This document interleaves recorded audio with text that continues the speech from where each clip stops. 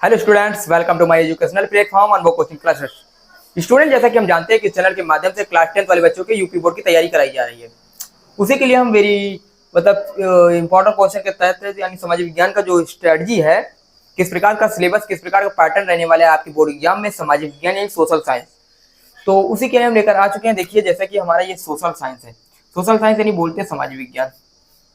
Social science यानी समाज विज्ञान आपका कितने नंबर का आता है? ये आता है 70 नंबर का।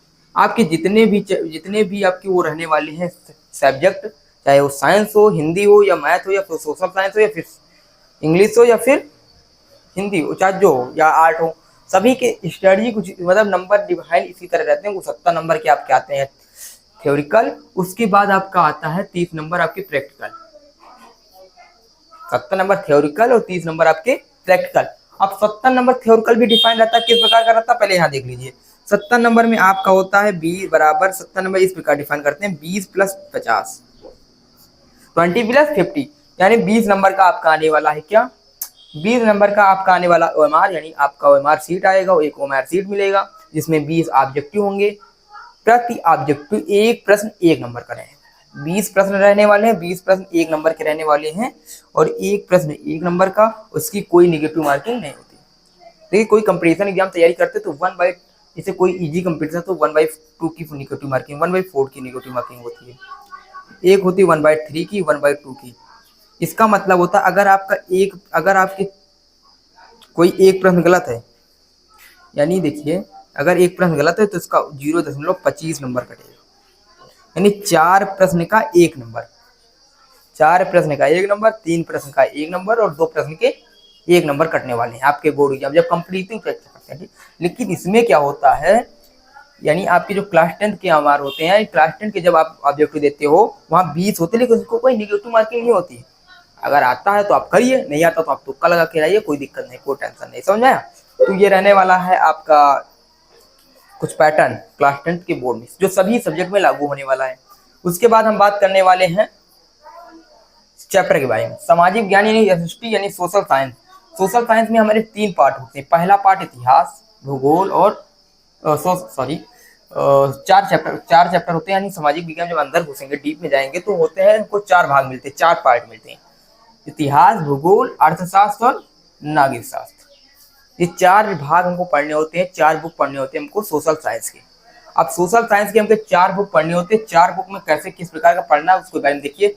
इतिहास में हमको पढ़ना है 15 प्लस 5 यानी 20 नंबर, ठीक। इसमें 15 प्लस 5 यानी 20 अंक। देखिए अंक कैसे डिफाइन हो रहे हैं, ठीक। इसमें 15 अब देखिए 15 नंबर इसमें भी थ्योरिकल रहने वाला, 15 नंबर इसमें भी थ्योरिकल रहने वाला, 15 इसमें, 15 टोटल आपको 60 अंक पढ़ने हैं थ्योरी में। थ्योरी मतलब यही होता है कि 70 का जो थ्योरी आती है उसमें से 60 अंक हमको 70 में 60 पढ़ना है आपको, ओएमआर और थ्योरिकल लिखने वाला पोर्शन मिला करके, ठीक। उसके बाद बात करते हैं 5 नंबर और 5 नंबर, यानी 5 इसमें का 5 इसमें का, 10 नंबर आपका होता है मैप का, क्योंकि सामाजिक विज्ञान या सोशल साइंस इसमें मैप भी होता है, ठीक है। तो यानी जो होता है इसमें मैप होता है, 10 नंबर का मैप होता है, तो टोटल आपके 70 अंक इसी में से डिफाइन होते हैं, ठीक। तो ये कुछ रहने वाला है इस प्रकार का। अब उसमें हम बात करते हैं इतिहास में कौन कौन से चैप्टर पढ़ने हैं, कौन कौन से चैप्टर नहीं पढ़ने। तो चैप्टर जितने लिखे सभी चैप्टर आपको पढ़ने हैं। क्लास 10 में जितने भी लिखे हैं यहाँ पर क्लास 10 लिख देते हैं, समझ लीजिएगा क्लास 10 का ये पैटर्न, ठीक। क्योंकि आप जानते हो हमारा चैनल ही क्लास 10 है, लिखे या न लिखे कोई दिक्कत नहीं है। उसके बाद यूरोप में राष्ट्रवाद का उदय, पहला चैप्टर है इतिहास का। भारत में राष्ट्रवाद का उदय, भूमंडलीय विश्व का बनना। उसके बाद औद्योगिकरण का युग और मुद्रण संस्कृत और आधुनिक विश्व। अब देखिए आपका पहला चैप्टर है यूरोप में राष्ट्रवाद का उदय। क्या चैप्टर है? यूरोप में राष्ट्रवाद का उदय। तो यूरोप में जितने भी कंट्री आते हैं, जैसे जर्मनी हो गई, फ्रांस हो गए, फ्रांस का एकीकरण, जर्मनी का एकीकरण, किस प्रकार जर्मनी आपस में एक हुए, किस प्रकार फ्रांस एक हुए, उसी प्रकार इसमें पढ़ना हमको यूरोप में राष्ट्रवाद, किस प्रकार यूरोप में राष्ट्रवाद पनपा, क्या कारण थे यूरोप में राष्ट्रवाद उदय के, समझा। तो पढ़ने किसमें है हमको? यूरोप में राष्ट्रवाद का उदय में, यूरोप में ही पढ़ना है। उसके बाद हम बात करते हैं यूरोप भारत में राष्ट्रवाद। अब क्या बात करते हैं? भारत में राष्ट्रवाद। अब भारत में भी अंग्रेजों का शासन था, 1857 की क्रांति हुई, 1600 ईस्वी में क्या हुआ, ब्रिटिश इंडिया कंपनी की स्थापना हुई, ठीक, ईस्ट इंडिया कंपनी की। तो उसके बाद जब अंग्रेज आए यहाँ पे हमारे देश में शासन किया, उसी के साथ साथ अंग्रेजों का शासन हमारे अंग्रेज मतलब हमारा जो देश था गुलाम हो गया। तो उसी के कारण उससे छुटकारा पाने के लिए हमारे भारत में एक राष्ट्रवाद पनपा। राष्ट्रवाद का मतलब देश की कुछ जागरूकता पैदा होना है, अपने देश के प्रति जागरूक हो जाना ही राष्ट्रवाद है। ठीक, उदय होना, राष्ट्रवाद का उदय हुआ भारत में। तो राष्ट्रवाद का जब भारत में उदय हुआ तो यहाँ पे कई आंदोलन हुए, जैसे असहयोग आंदोलन, ठीक, 1857 की क्रांति, समझ में आया, महात्मा गांधी के कई आंदोलन थे, भारत छोड़ो आंदोलन, सभी गांधी जी के आंदोलन के बारे में पढ़ना है तथा भारत माता की तस्वीर पढ़नी है। उसके बाद यूरोप में राष्ट्रवाद और भारत में राष्ट्रवाद में अंतर पढ़ना है, किस प्रकार वहां राष्ट्रवाद उदय हुआ, किस प्रकार यहाँ हुआ। तो तरह तरह की चीजें हमको इस चैप्टर में पढ़नी है। ठीक, भूमंडलीय विश्व का बनना, औद्योगिकरण का युग, मुद्रा संस्कृत और आधुनिक विश्व।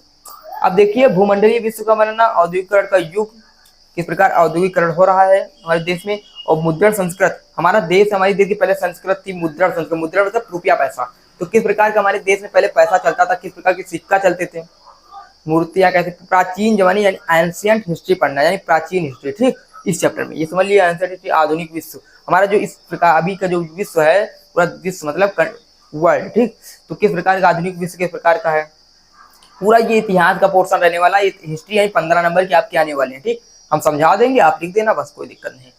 उसके बाद हम बात करते हैं भूगोल में। भूगोल मतलब पृथ्वी।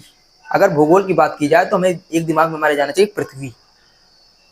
भू मतलब पृथ्वी और गोल मतलब गोल, यानी जो गोल भू है उसको, यानी पृथ्वी जो गोल है उसके बारे में अध्ययन ही भूगोल कहलाता है। ठीक, तो पृथ्वी के बारे में पढ़ना है, भूगोल के बारे में पढ़ना है, जिसमें हमको क्या पढ़ना है, संसाधन एवं विकास। ठीक, संसाधन के बारे में पढ़ना है, जैसे कोई संसाधन हो गए उसके बारे में पढ़ना, जैसे हमारे कृषि से संबंधित संसाधन, जल संसाधन, ठीक, कई नवीकरणीय संसाधन, अनवीकरणीय संसाधन, तरह तरह के संसाधन है उनके बारे में पढ़ना। वन एवं वन्य जीव संसाधन, हमारे वन्य संसाधन कौन से हैं, टाइगर प्रोजेक्ट रिजर्व, तथा के चिड़ियाघर, जो वन्य के रिलेटेड जो है, पेड़ पौधों के बारे में इसमें पढ़ना। ठीक है, जैसे कोई पेड़ कटाई से संबंधित, पेड़ से रिलेटेड जितने भी वन से रिलेटेड संबंधित तथ्य हैं उनको हमको पढ़ना है इसमें, वन एवं वन्य संसाधन में।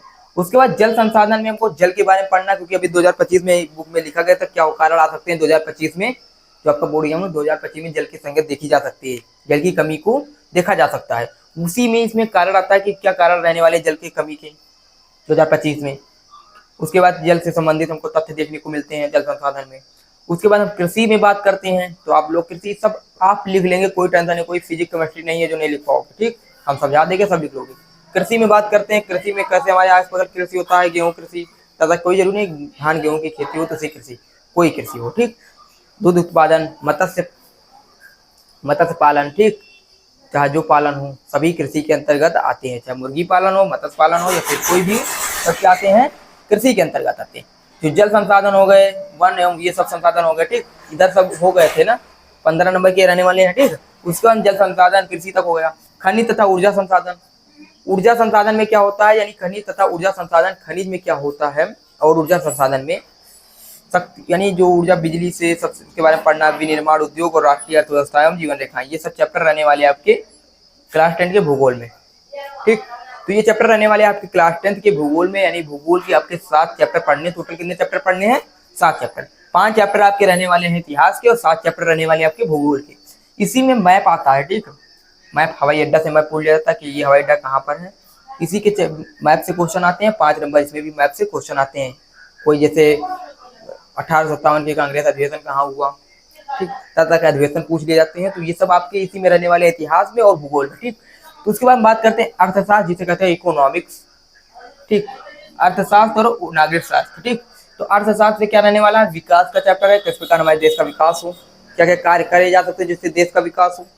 ठीक, तो विकास के बारे में बात करते हैं। और भारतीय अर्थव्यवस्था का क्षेत्रक, मुद्रा तथा साख, ठीक, मुद्रा के बारे में, पैसों के बारे में, ठीक, क्योंकि मतलब अर्थशास्त्र मतलब आर्थिक मंदी, उसी के बारे में बात कर रहा है। ठीक, वैश्वीकरण, वैश्वीकरण का मतलब होता है वही व्यापार से रिलेटेड है, ठीक, बिजनेस से रिलेटेड है वैश्वीकरण। उपभोक्ता अधिकार, उपभोक्ता अधिकार का मतलब होता है उपभोग करने वाले को क्या कहते हैं, उपभोक्ता। जैसे आप मार्केट गए, जैसे देख लीजिए आप मार्केट गए, ठीक, और कोई चीज खरीद रहे हैं, कोई चीज खरीद रहे हैं, जैसे आप मान लीजिए मार्केट गए और मार्केट में आपने कुछ सामग्री खरीदा, उसका आप यूज कर रहे हैं, क्या कर रहे हैं, आप यूज कर रहे हैं। यूज करने के बाद उसका आप उपभोग कर रहे हैं। उपभोग करने का मतलब जो उपभोग करे उसे कहते हैं उपभोक्ता। तो उपभोक्ता अधिकार हमारे क्या अधिकार है। ठीक, तो क्या अधिकार है उसके बारे में हमें अध्ययन करना है किसमें, 5वें चैप्टर में। ठीक, उसके बाद हम बात करते हैं नागरिक शास्त्र। नागरिक शास्त्र का मतलब होता है राजनीति, समझे ना, राजनीति। तो राजनीति यानी पॉलिटिक्स के बारे में बात करेंगे। पॉलिटिक्स में आपके क्या रहने वाले चैप्टर, यानी राजनीति में हमको टोटल पढ़ने 5 चैप्टर। 5 चैप्टर इसमें भी है, 5 इसमें भी है, 5 इसमें भी है। ठीक, तो बेस्ट स्टडी के साथ आप तैयारी करिए। देखिए कैसे सत्ता की साझेदारी है। जैसे अभी इलेक्शन चुनाव चल रहा था ना, 2024 का चुनाव चल रहा था, यानी लोकसभा का चुनाव चल रहा था, उसमें सत्ता थी, ठीक, सीट थी, कुर्सी थी। ठीक, तो उसकी साझेदारी किस प्रकार हो सकता है, किस प्रकार की सरकार बनाई जा सकती है, सत्ता की साझेदारी का अध्ययन करना है। संघवाद क्या है, ठीक, लोक संघवाद के बारे में अध्ययन करना है। जाति धर्म और लैंगिक मसले, जैसे इस समय जाति धर्म के बारे में क्या होता है, राजनीति में हम जाति धर्म नहीं ला सकते। ठीक, तो उसके बारे में किस प्रकार उसके क्या बनने हैं, क्या लोकतंत्र मतलब क्या है, अध्ययन करना है। जाति धर्म के बारे में, लैंगिक मसले क्या है, राजनीतिक दल पढ़ना है और लोकतंत्र के परिणाम पढ़ना। कि हमारा लोकतंत्र जो हमारा संविधान बना है, बाबा साहब भीमराव अम्बेडकर जी ने बनाया संविधान, उसके बारे में अध्ययन करना। वो लोकतंत्र क्या है, उसके परिणाम क्या रहने वाले हैं। ठीक, तो ये सब स्टडी या आपका चैप्टर जो सिलेबस है क्लास 10th के सामाजिक यानी सोशल साइंस का रहने वाला। ठीक, तो इस सोशल साइंस में आपका क्या है कि इतिहास है 15 नंबर का, भूगोल है 15 नंबर का, अर्थशास्त्र यानी इकोनॉमिक्स है 15 नंबर का, और जो ये राजनीति है पॉलिटिक्स है आपका 15 नंबर का। तो कुछ ज्यादा जी नहीं है। ठीक है, आपका हम सब चैप्टर सिलेबस कंप्लीट कराएंगे इसी चैनल के माध्यम से, और बेस्ट स्टडी के साथ आपका 95+ का टारगेट रख रहे हैं हम क्लास 10th वालों के लिए, तो आएगा। ठीक, बेस्ट स्ट्रेटजी के साथ। तो ये रहने वाला है आपका कुछ सिलेबस, कुछ पैटर्न। तो इसी प्रकार हम तैयारी करेंगे और अच्छे से नंबर लाके आएंगे। किसकी गारंटी है, अनुभव की गारंटी। ठीक, आप टेंशन मत लीजिए, क्योंकि धीरे धीरे सब होगा, धीरे धीरे सब होगा, आज नहीं तो कल होगा, समझ में, सब होगा। तो जिसको समझ में नहीं आया वीडियो थोड़ा पीछे कर लीजिएगा, फिर से समझ सकते हैं। ठीक, और समझ में आ गया तो अच्छी बात है। ठीक, तो इस प्रकार का कुछ सिलेबस रहने वाला है आपकी बोर्ड एग्जाम में। ना समझ में आए कमेंट कर दीजिएगा, जो टॉपिक ना समझ में आए उसके लिए हम दूसरा वीडियो बना देंगे, आपके लिए आ जाएगा। ठीक, तो अभी कोई लाइव क्लासेस नहीं चल रही हैं, ना ही कोई अभी कुछ हो रहा। ठीक, अभी डेली एक ही क्लासेस हो रहे हैं, ना कि कोई 2-3 क्लासेस हो रही हैं। आप लोग डेली क्लासेस ज्वाइन करिए, उसका भी टाइमिंग एक ही है कि तो सुबह आएगा या फिर शाम का आएगा। हमारी क्लासेस की तो सुबह होंगी या फिर शाम को होंगी, कोई दिक्कत नहीं, समझाया। और क्लासेस जरूर देखिएगा, क्योंकि कोई क्लासेस मत मिस मत करिएगा। ठीक, क्योंकि अभी धीरे धीरे हम आ रहे हैं वो इस लाइन पे। तो सत्ता के ये सब हो गए चैप्टर, आपको समझ नहीं आया वीडियो पीछे कर लीजिएगा, क्योंकि यही तक था हमारा सफर। उसके बाद मिलते हैं अगली वीडियो के साथ, अगले सेशन के साथ, अगले सब्जेक्ट के साथ, अगले चैप्टर के साथ। जय हिंद, जय भारत, लव यू।